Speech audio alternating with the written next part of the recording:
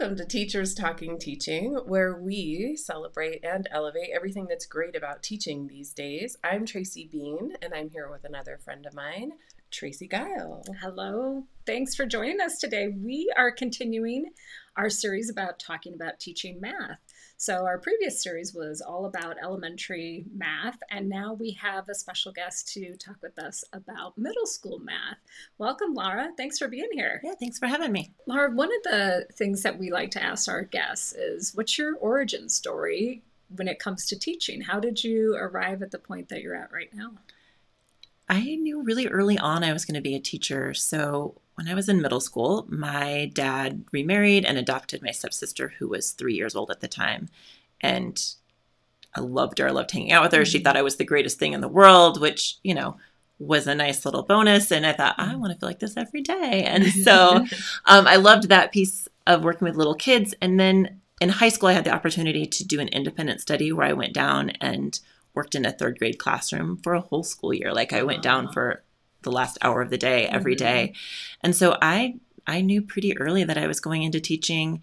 I ended up choosing math as my major just because math is what made the most sense to me. I liked the reliability of math, always being able to get to the right answer and know the steps of how to get there. It wasn't quite as maybe black and white and gray as sometimes language arts and some of those other subjects were. So that was where I ended up as a major. And I student taught at fifth grade and then ended up at fourth and fifth grade.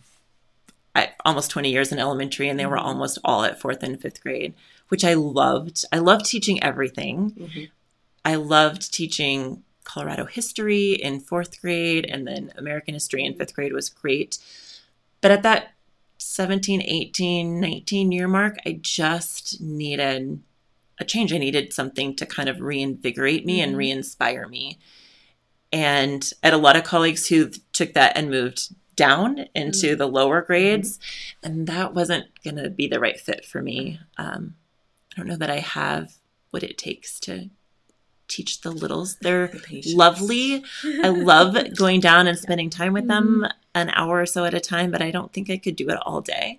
And I had a friend who taught middle school math. She actually moved from fifth grade to middle school math, and so she encouraged me to move up there, and it was a good transition as far as I do feel re-inspired again. I feel like I can stick with teaching again for a while, whereas I wasn't sure for a while. And I loved it. I've always loved it, but I just needed a new professional challenge. And that's what moving to middle school did for me.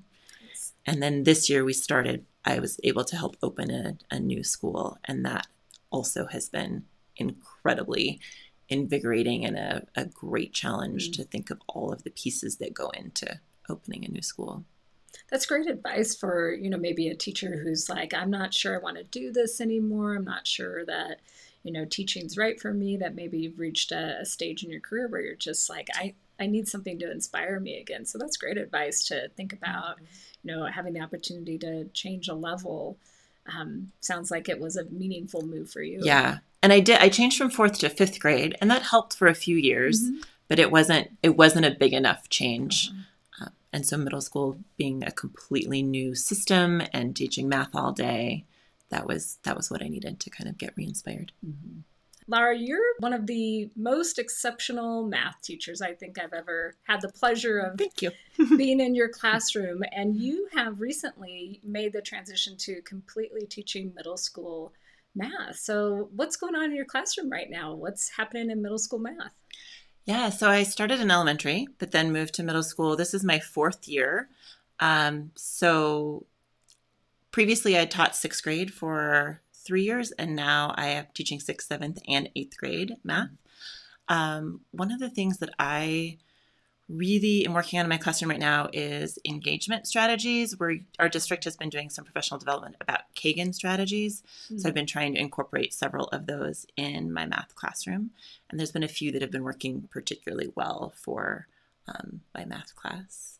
One of those is quiz trade, which is a chance for my kids to just get up and quiz each other on some sort of math question, and then they answer each other, coach each other through if they don't know an answer, trade cards, and then move on. And what I love about it is I can get them to do 15, 20 math problems and they think they're playing a game. And so they kind of forget that they're practicing and doing math problems. And I also love to see the coaching that they do when someone misses a question. And then we always finish with when you're done with your partner, you thank them and give them a good job or a high five, or sometimes they get real creative with their praising and their encouragement. So I like that part of it as well.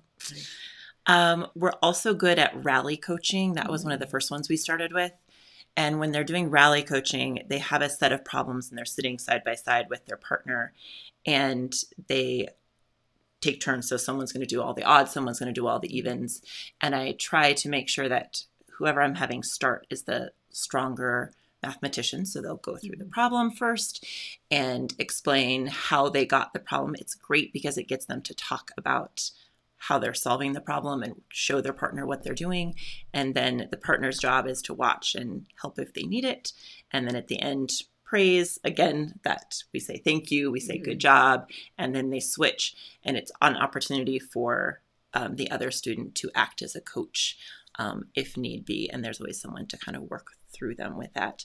My favorite piece this week was one of my students who's usually the one who gets the coaching. His partner has been gone absent quite a few days over the last week. And so he was doing the coaching because he knew what was happening. And he was really a seventh grade boy, real proud of himself for being able to help his partner because he's usually the one who gets the coaching. Oh, that's really cool. Yeah. So what role do you play in that sort of setup? Are you kind of the coach of the coach? And now at this point in the year, I'm just an observer. It took some to set up. We really had to practice the coaching and what that looks like. Now if both partners are stumped, the hand goes up and I can come around and be the coach. But I really, at this point in the year, just kind of get to walk around a lot and just listen to the math conversations that they're having.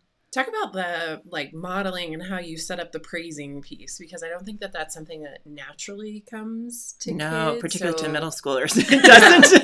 Yeah. So what kind of coaching and work did you have to do to get that established? And when I think Kagen gives you some pat phrases. So we started with some of those. We have sentence stems that we would put up. And then once they sort of got to the point where they were like, okay, I guess I can say thanks or good job, then they started getting a little more creative with their praising. And sometimes with the rally coaching, or not with the rally coaching, with the quiz trade, I can hear the, enthusiastic, great jobs from clear across the room. But it really did start to change the culture in the room a little bit. Just that you have to say thank you or good job to your partner, which kind of started with thanks, good job, has now really become a little bit more genuine and enthusiastic. And I hear it in times when it's not a requirement of the activity that we're doing. So that's been a nice piece to that. Yeah. One of the things I've always noticed about your classroom is that you know how to set up games where kids don't realize how much math they're doing. So can you talk a little bit about how you kind of choose the problems that you set up for these particular engagement strategies? I think you do a great job of kind of selecting just the right work.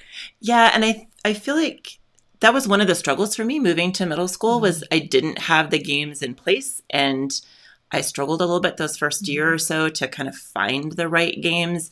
And so this PD about the Kagen structure has been great because it's really not a game. They're just solving math problems, but they think it's a game because they're up and moving around the room. So we are finishing CMAS. We finished our CMAS testing this week. And so I'm not a huge believer in cramming for CMAS, but we had a few days where we just had some extra time. And so we went back and picked up subjects that they hadn't done for a while. So my sixth graders hadn't done percents for a while. So I just made up some cards with a whole variety of percent problems and shared those. My seventh graders needed to go back and work with pauses and negatives, adding, subtracting, multiplying, and dividing. So just throwing those problems in. And it was that they can't be super long, intense problems. But I didn't want them to be 1 second problems where there wasn't any coaching involved either. Right. We also, when we're doing the quiz trade, we have whiteboards all over the room and calculators out if you need them. And so as they're moving, they can just, if they decide that's a tool that they need, they can just move over to a table and use the tool if they need it. Yeah.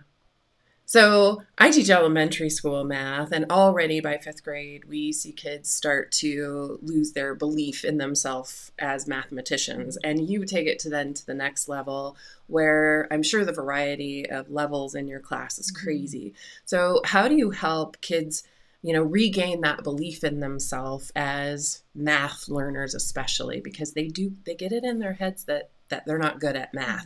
And middle school, I think it probably becomes exceptionally challenging because the content gets elevated. It gets hard, and they do. And unfortunately, it's sad to me that they come in at 5th, 6th grade already with that belief that they aren't good at math. And unfortunately, I think it's something that we hear people say all the time. I'm not a math person. I wasn't any good at math. It's okay. I don't feel like we would say that about reading or some of the other subjects. So that's one of the first things I start the year with is there is no such thing as a math person. You're not a math person. You just haven't had good math experiences yet. And I really spend a lot of time at the beginning of the year giving them some easy, positive, creative math experiences so that they build some of that confidence from the beginning. We also talk a lot about making mistakes, and I pull out the research and show them, making a mistake, your brain actually grows more than you get it right the first time. If you make a mistake and then you figure out where you made your mistake, that is when the most growth occurs. And so I try to get them to celebrate those mistakes instead of beat themselves up over the mistakes that they're making. I think another thing that kids come into middle school thinking is that you have to be fast at math to be good at it. Yeah. And so I try to pull examples of mathematicians who take their time and aren't super fast at all the math that they're doing. I did a lot of reading by an author named Jo Boaler out of Stanford, and I use a lot of her. She has a lot of video clips from her YouTube channel that I use a lot of those to pull forward with my kids at the beginning of the year. And I just always make sure none of my tests or assessments are timed so kids can have as much time as they need to complete them. And there is no sort of celebration or good job for the kid who finishes first. And they just get to move on to some other math. So you're not getting to finish your quiz and go do something exciting. You're finishing your quiz and you're just going to do some more math. Yeah. So there's not that reward for hurrying up and being fast. Right. I guess we do a disservice in early elementary with the Mad Minute math, because then it kind of breaks that, or it establishes that pattern, to be good at math, you do a lot of problems in a short amount of time. Yeah. So I'm just noticing that mindset we probably set up in early elementary school, and then it's just kind of a hard piece to break later on when it's really not the goal. And there is something to be said for fluency, right? And right. I totally get where those mad minutes and all of that is coming from, because we want kids to be fluent. And when my students are taking a long time to complete an assessment, I don't want it to be because they can't multiply 9 times 5 at middle school. So I get where the speed is key in some of those fluency pieces, but I always talk about how I want them to understand more deeply than to be able to be fast at things. So I think it's that redefining what fluency means too. Fluency is not necessarily being quick. It's having a strategy that you can quickly pull to get that out. Because I know, getting rid of mad minutes was important in my classroom as well, even though, like we said, you need those basic math facts and you need quick recall. Right. So how can we do that without damaging their psyche? Yeah. And you have flashcards, games, those kinds of things are good to build that fluency without that, oh my gosh, that pressure of getting done in 60 seconds. So I think just the fact that I tell kids you can have as long as you need to take the assessment takes some pressure off. Yeah. Especially of those high achievers who are great, but take their time and really like to think about the problems that they're solving. Well, and I think you know, as you mentioned, high achievers too, it makes me think of some of the kids in my class who think they are really good at math, and they have generally gotten that concept because they do math quickly. And so trying to help them realize that math is more than that as well is one of the challenges I know that I face. And you have to see that as well, because I'm assuming you have heterogeneous classes where you're I have a little mixed. bit of both. So we do an accelerated track, which are students who basically they cover a year and a half, so sixth and half of seventh grade as sixth graders, and then the end of seventh and all of eighth grade math as seventh graders. So they're taking algebra as eighth graders and get that high school credit. But then you also have the students who are just on the regular sixth, seventh, eighth grade track. And even in those accelerated classes, we still, while they're understanding that we move through the new concepts quickly, they're not necessarily solving problems quickly. And so for them, I have to kind of share that philosophy of, we're going to pick up and learn new things quickly because we're doing a year and a half of math in a year, but picking things up quickly is different than having to solve problems quickly.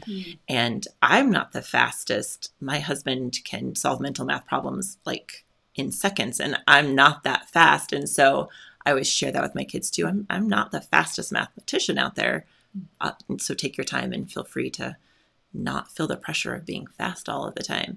And so a lot of times I'll give a set of problems for kids to work on with the understanding clear up front that we're not all going to get through all of these problems in the time that we're going to work on them. Some of us are fast and we are going to get through all 20 problems, and some of us are going to get through 12, 13, 14, and that is going to be the right amount of problems for you to do.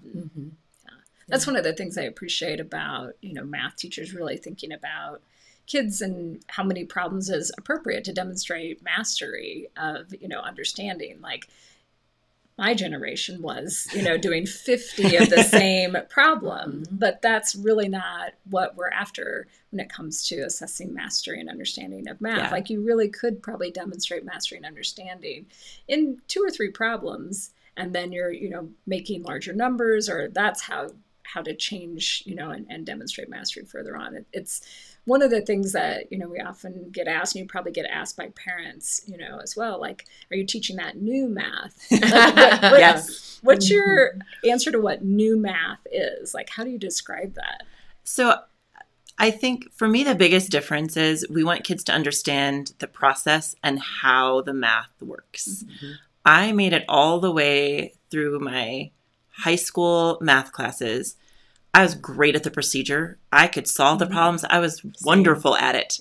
I didn't really know why any of it worked until I got to my methods classes in college. And I was like, oh, that's why all of this works. And it was eye-opening to me. And so that's one thing I make sure of in my classes, that the kids, I want you to understand how this works and what the understanding behind it is, and not just to be able to solve the problems. And I think for parents that can be hard, right? Because they know if you didn't take that math methods class in college, you just knew the procedure and that was good enough to get you through your classes. And so this being able to solve it in multiple ways that makes sense to you, that builds on your number sense, isn't necessarily what they all saw. And so just sharing that there's, we're not trying to make it more complicated. We're trying to help them build a deeper understanding of the math that they're doing. Yeah. I think that one of the big changes too that parents have struggled with is that we try to teach them to problem solve, so they can, yes, we want you to know the math that was in the standards for that grade level, but we also want you to think deeper about math and to be able to apply those skills in a different way, later on down the road. So talk about like, how do you build in problem solving opportunities for the kids, and maybe some open-ended thinking opportunities, because we kind of know that that's what kids need more than they need a bunch of procedures. Right. Yeah. Well, I feel like the curriculum that I'm working with does a nice job of that, building in a lot of interesting word problems for them to solve.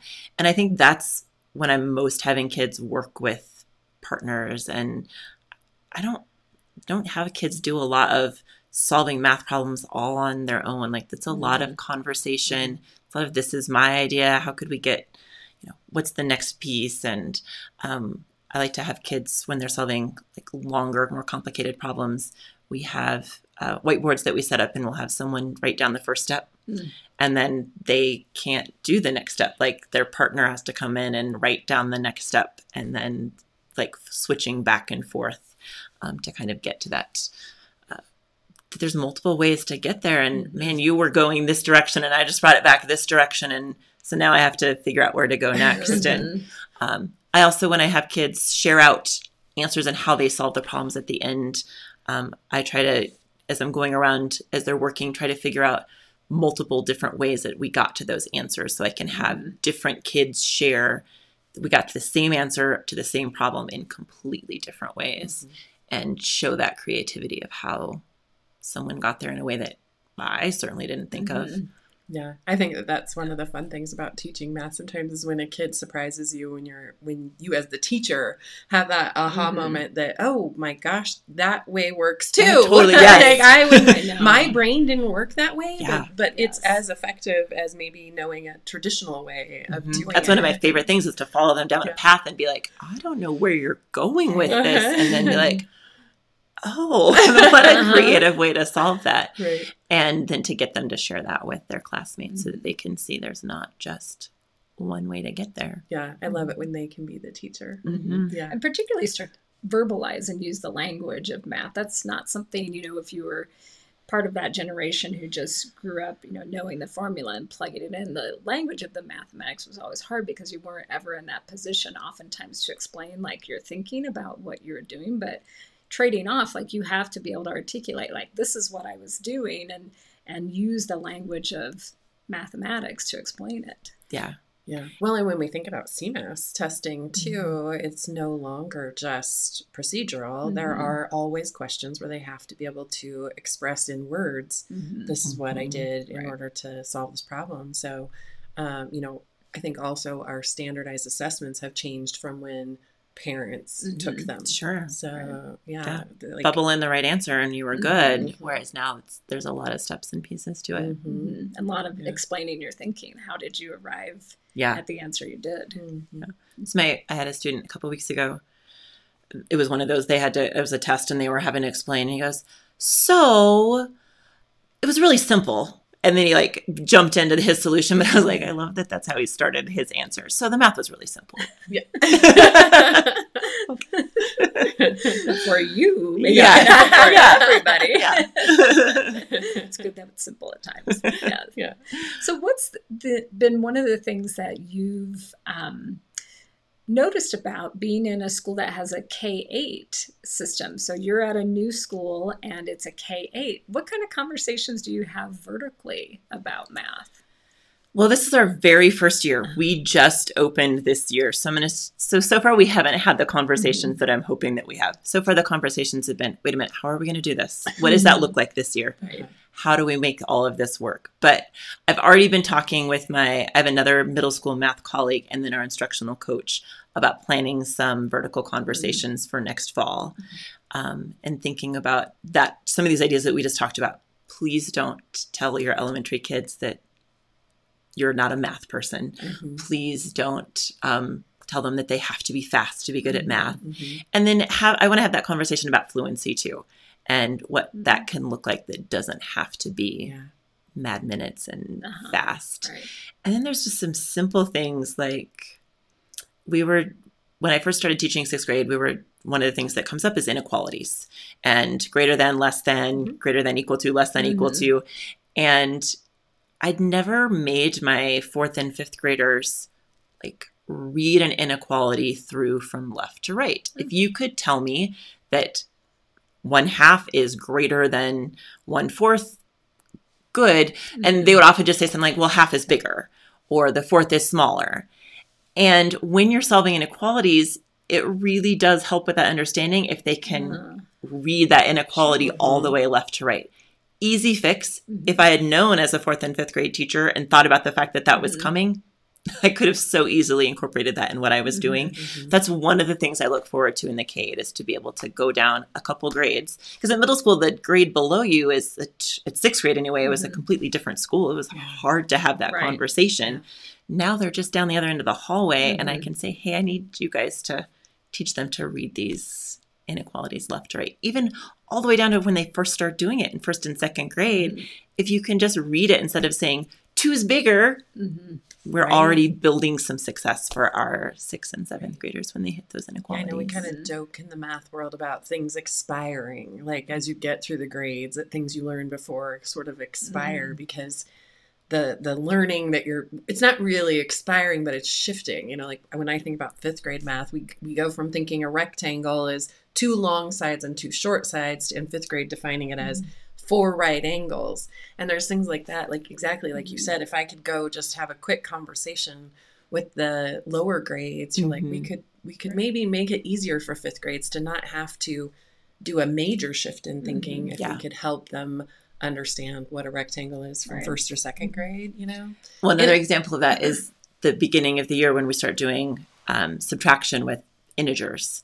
And subtraction has always been the big number minus the small number. Yes. And to all of a sudden you can do 3 minus 8, and it sort of blows their mind. Right. And again, just that, having that quick conversation is, let's not always just say subtraction is the big number minus the small number, because it's not when you get to that higher level. Right. Yeah. Yeah, I think that's a really interesting point, because, you know, we're trying to use that developmentally appropriate language, but there's no reason why we can't start using the vocabulary that goes along with. Well, and it was funny, my 6th graders go down and teach math to kindergartners. Like, we do buddies with them, and they were working on subtraction. And so my 6th graders are doing subtraction of integers. And so we were talking about the whole process of truly subtracting integers. And they're like, we probably shouldn't teach our kindergarten buddies how to do it. Just because, like, we probably shouldn't. We're probably good just doing 5 minus 2 with our fingers. But yeah, they were like, the whole absolute value, everything. And they were like, yeah, I can see why we don't teach little kids that. Yeah. Yes. Yeah. But teaching them that subtraction is the distance between 2 numbers would be hugely helpful to 6th grade, because now you're seeing it as like, if I think on a number line and think of subtraction as opposed to taking away something, but instead it being the distance between 2, I think that transition could be, we could help make that transition a little easier, but we don't have time for those important conversations. So what a unique opportunity you have to be in a K-8 school where hopefully, as you guys get more comfortable, you have more opportunities to have those conversations right there in person, you know, with common planning time. Like, wait, what is that? I know. Yeah, magical. Yeah. What's something else that's been interesting about a K-8? I love getting to do the buddies and buddy work with the older kids and the younger kids. And as a 5th grade teacher, I often went down and had my kids buddy with 1st or 2nd graders or kindergartnners. But in middle school, you don't have that opportunity. And that's one thing I really missed my 3 years that I was in a traditional middle school. There wasn't, 8th graders and 6th grade buddies, it doesn't really work. And so to give them that opportunity again to go down and it feels a little bit more like they can do some more teaching versus I think sometimes it just felt like we just go down and read and do a fun activity with them to kind of coach them on, we're really going to go down and teach them how to do a concept has been a lot of fun. It's also just nice to see those big kids who maybe don't treat each other very nicely all day long to melt and be so sweet and kind when they've got 1st graders in the room with them. Yeah. Another good opportunity to practice great job and thank you. Yes. Yep. Weave that in throughout the whole day. Yeah. And it comes naturally when they're working with the little kids. That doesn't necessarily come so naturally when they're working with each other. Just need to keep making it more of a habit all the time. Right. Yeah. I can see one of the challenges of going, especially having come from the elementary world to the middle school world, like you have the same kids all day and building relationships with kids, we all know is huge. When you're with kids all day, it's pretty easy to build relationships. So can you talk about how you made that shift when you shifted from one group of kids all day to... It has definitely been the hardest part of switching to middle school. And I still feel like I don't totally have a grasp on how to build those relationships as well. When you spend all day with 30 to 35 kids, that is completely different to having 75 to 120 kids that you see for short bursts of time throughout the day. I'm excited that this coming year, because of the K-8 system that we're in, and we're still a really small K-8, that I think we're going to be able to loop with our kids. So I'm going to keep my 6th grade class as 7th graders next year and my 7th graders as 8th graders next year. I think that will really build that opportunity to deepen these relationships that we've slowly been building. But it's felt like for a lot of kids, it's taken until winter break or even longer to build that same relationship that you have at elementary with kids that you see all day. And it's much harder to build the relationship with families. It's hard to reach out to families, 75 to 100 families, the same way that you would if you had 25, 30 kids. So it's definitely a challenge, and it's something I still work on. I have some colleagues who are fantastic at it, and so try to model what they're doing. I think sometimes it's harder in math too, because they're not as independent in math class as, say, they might be in language arts, where they're sitting and reading, and then you can go sit and have that conversation, that long conversation that you want to have with the kid, because everyone else can proceed at their own time and their own level. Where in math class, that isn't always true. Like you just start to get into a conversation, and someone on the other side of the room is, doesn't know how to solve the next step or move on. So it can be even more challenging, I think, sometimes in a math classroom where they're often not as independent. Yeah. But I can see, you talk about your engagement structures. A lot of that can build community when you're working with a partner, when you're working in a small group, when you're having to collaborate and solve together. It did make a big difference. We started, I think we got our first training on the Kagen structures sometime in October, and I could definitely feel the shift by the time winter break hit, that I was like, okay, so we've started to make some progress on some of these community building and positive relationships with each other. Nice. That's great. Yeah. So what's one thing that you would want all teachers to know? What would be one thing or one piece of advice you'd want all teachers to consider? Well, I think you hit on it when you talked about relationships. I even at middle school, where it's harder to build those, I think that's where it all starts. And the kid who you're having the hardest time with in the room, that's the one you need to spend the most time building that relationship with. And it's the hardest one. And they're not going to let you in easy. And you just have to be persistent and patient and stick with it, because they're the one who needs you the most, and they need that relationship with you. And don't take it personal. And don't take it personal. It's not about you. Yes, absolutely. Yeah. And I think the more you can connect with them, not on your subject, is probably key too. Just a personal connection with them, I think. And that is one fun thing about middle school, is because they have those a little more options of extracurricular activities. They have the sports, they have the clubs and things like that, that just going to one of their volleyball games or showing up at their basketball game makes a difference. They can see your face there, and that's enough for them to know that I took that extra step. And it's not always as easy at elementary to see them outside of the school day. Awesome. So, Lara, one of the things that we do to end our segment is we ask you to rate your week on the chocolate barometer, and stemmed from, how stressful was your week? That's a 10 chocolates on the chocolate barometer. And if it wasn't a super stressful week, that's a 1. So how was your week? I was probably at a 7 chocolate week. It was a long week, and I couldn't even for sure put my finger on what it was. Last week was CMAS week, and so everything was off. We had a couple tests left this week, so everyone was off of their schedule. It was super windy here this week, which just puts everyone on edge. And then Friday was our fun run as our fundraiser for our school, which was fantastic and fun, but it was just one more of those. It was just not a regularly scheduled week, and those are the long ones, right? That makes it hard. Even when you're ending on something fun, being off schedule all week makes it a hard week. Yeah, absolutely. Yeah, you move any particular thing 5 minutes, Yes. and the whole mood like shifts. Yeah. And it's true all the way. Like I thought maybe it was just a, elementary thing. It's not. The middle schoolers need that same routine and that same schedule. They get just as off as the first graders do. So yeah, and we're entering this, spring now where that's pretty typical. Yeah, every day. Yep, we got something. There's something like there's a field trip, there's testing, there's just something happening. So we'll just ride this roller coaster all the way through the end of the school year. Yeah, absolutely. Yeah. Well, thanks for being with us. I really appreciate it. Appreciate your leadership in mathematics and taking a risk and going on to middle school. Well, thank you for having me. It was fun to have this conversation with you. Absolutely. So usually then we end with sharing our top tweet of the week well. And so Tracy, did you have a top tweet of the week? I did have a top tweet of the week. So I was invited to go to one of our elementary schools and be part of their staff meeting.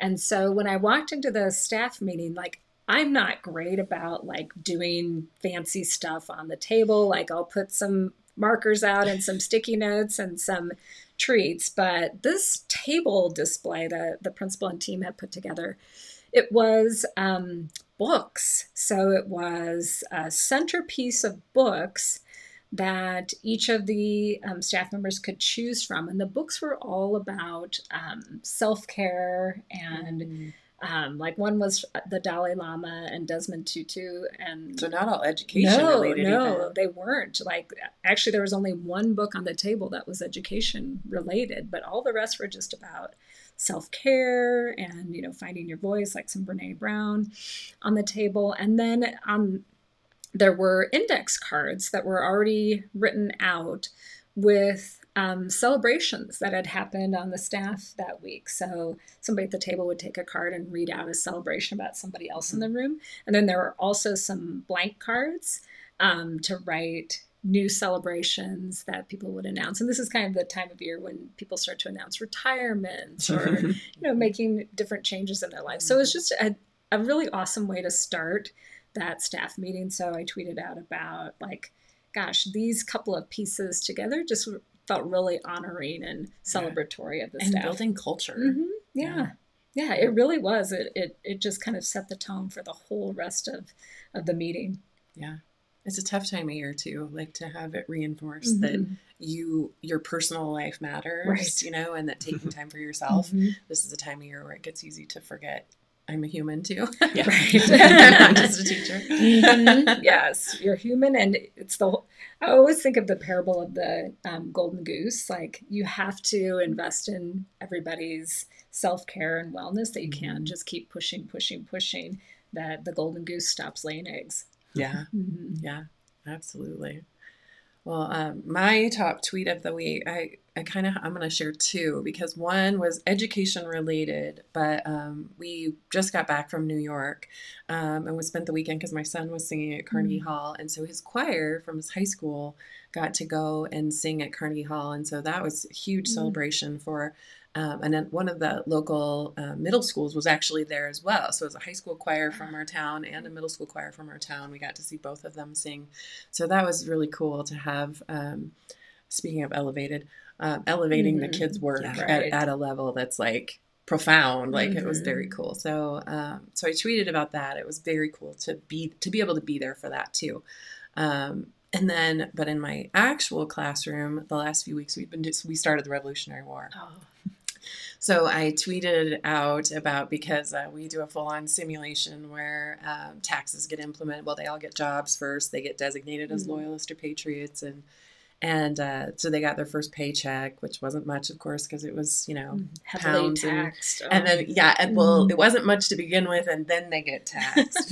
So there was the Stamp Act, and every piece of paper had to be paid for, and the Sugar Act, and every snack they brought had to be paid for, and the Proclamation of 1763 line was drawn, and if you had to leave the classroom, you had to have a military escort because we had to ensure your safety. So I wear a crown, and it's pretty awesome. And it's a great chance for the kids to really live and breathe history. And so the goal ultimately is to tax them to the point that they write a Declaration of Independence. And I have yet to teach it this way, when the kids haven't gotten to that point. Mm-hmm. And this year's class on day one wrote a petition to try to drop one of the taxes, which I was like, hey, this is very historically accurate. Like, and they all signed it. And, so we kept going. I was like, not quite enough. But it was about day 4, I think the declaration was written and signed by all. And so it was just a great experience. And it was fun to also have one of my students actually wrote the declaration, but